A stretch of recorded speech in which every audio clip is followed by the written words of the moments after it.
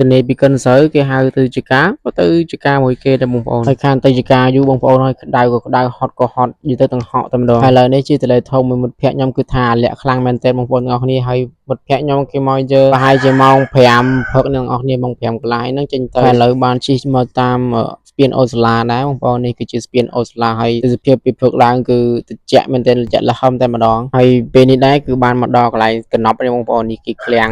នៅកណប់ចឹងហើយបងប្អូនខាងតាពាំងសកែខាងថ្មគេខាងកណប់អីហ្នឹងបងប្អូនដែលជិះតាមផ្លូវហ្នឹងដូចអ្នកប្រភេទអ្នកស្ពឺជាដើមហ្នឹងគឺតាមផ្លូវហ្នឹងគឺស្គាល់ច្បាស់ហើយបងប្អូនបាននេះហើយគឺថានៅតាមផ្លូវគឺឃើញមានផ្ទះបងប្អូនខ្លះគឺគាត់ធ្វើដាំចន្ទីដាំអីចឹងណាបងប្អូននេះគឺដីកុហកដែរច្រកចន្ទីបាទនិយាយខុសទេគឺច្រកដីដើម្បីបន្តចន្ទីទាំងអស់គ្នាហើយឥឡូវនេះគឺថាគឺបានមកដល់ចំការហើយបងប្អូនប្រហែលជាម៉ោងជា5 6ហ្នឹងបងប្អូនហើយឃើញបងប្អូនយើងដែលដកដលងគឺលឿនមែនទែនមកលើព្រលឹមឡើងគឺពេញព្រលឹមឡើងគឺពេញតែម្ដងពួកអីកើមកតាំងពីម៉ោង2ម៉ោង1យប់អីហ្នឹងហើយខ្ញុំនេះមិនមែនមកដកដលងទេគឺមកដឹកដើមទេបាទហើយឥឡូវគឺលើកដើមឡើងពេញតលេថងហើយក៏ចាប់ផ្ដើមចេញយកពីចការមួយទៅចការមួយអញ្ចឹងណាបងប្អូនហើយបងប្អូនខាងនោះគឺគាត់ដកពេញហើយប៉ុន្តែនេះជប់តលេថងហើយឥឡូវសុំសរសើរអ្នកដាំដលងបងប្អូនព្រោះថាដកដលងទៅគឺក្រោកទៅពីម៉ោង1ម៉ោង2យប់ទៅថាព្រលឹមឡើងហើយទៅគេលក់មកបានសម្រាប់អញ្ចឹងចាប់ត្រជាក់អញ្ចឹងឥឡូវបងប្អូនយើងអ្នកដាំដលងនោះគោមិនធម្មតាដែរដាំម៉ៅដាំអីហ្នឹងក្រោកសិតម៉ោង1យប់អីសុំខ្លាចតែម្ដងព្រលឹមឡើង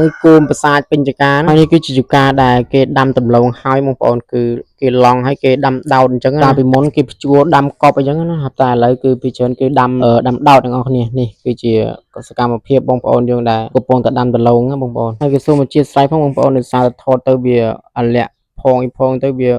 រៀងអង្គើយធ្វើឲ្យបងប្អូនខ្លះមើលមុខអីចឹងណាប៉ុន្តែធ្វើមិនទេបើនៅលើកលេថងខ្ញុំទប់ខ្លួនសងប់ហើយបងប្អូនដោយសារតែវាអាលាក់ខ្លាំងពេកហើយឃ្លីងឃ្លងដឹកដើមដឹកអីចឹងណាបងប្អូនដឹកចុះដឹកឡើងបងប្អូនហើយកំពុងតែហត់ហែវផងមែនណាចុះកលេថងទៀតស្នាងចេះបានអធិគេមកគេជួយទាញទៅវូបងប្អូនកុំអីហ្នឹងបែកអាចពេញចការហើយខ្ញុំតនេចេះទៅចការទៅគេជួលទៅចការចេះទៅបើអត់តនេទៅនៅកិនស្រូវអញ្ចឹងណាការងារអីក៏ធ្វើដែរឲ្យតែសុចរិតត្រឹមត្រូវ